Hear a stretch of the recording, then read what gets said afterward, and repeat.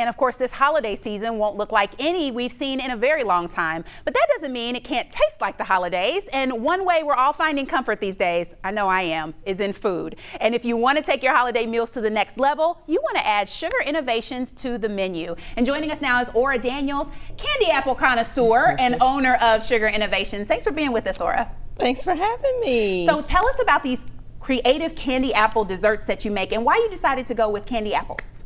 I actually did a charity event 10 years ago now, and we had to put something out for the donors, and I made 70 or 80 of these things.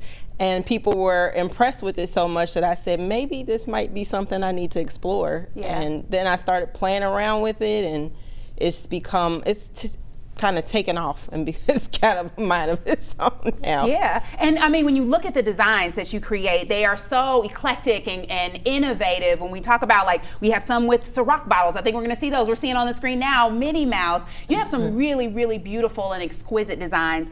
So in addition to candy apples, I know you also do some other dessert trays and gourmet treats. Tell us about those as well. So I do apple nachos. Those are a big hit. I usually do those at festivals and any kind of markets.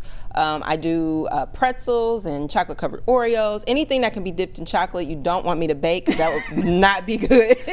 But anything that can be dipped in chocolate, I can make it look good. Yeah, and these treats look so amazing. We see those right now. Tell us about some of the fall things. These are fall themed apples. Tell us about those.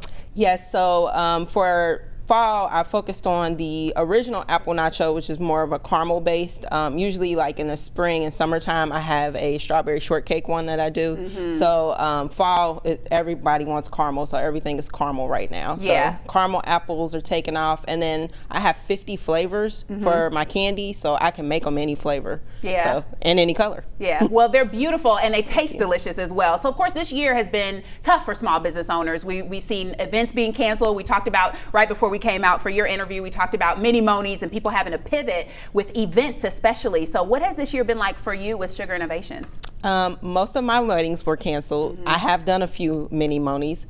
A lot of my festivals and events that I do were all canceled, and I've kind of done this pivot into baskets. Okay. People want to still give things to people that can't necessarily take people out to eat or, celebrate like they used to. So I've taken off in the baskets right now. Yeah. That's my new pivot. Yeah, well, and it's such a creative way, and that people are still trying to gather, in a safely distanced way, and that's why we're like, okay, holidays are coming up. You got Thanksgiving, you got end of year with Kwanzaa, Christmas, and all the celebrations. We want to make sure people can get their Sugar Innovations ready. So what's the best way for them to find you online and make sure they place their orders, and maybe what's the timeline for people if they want to get those orders in time? I prefer a 7-day lead time.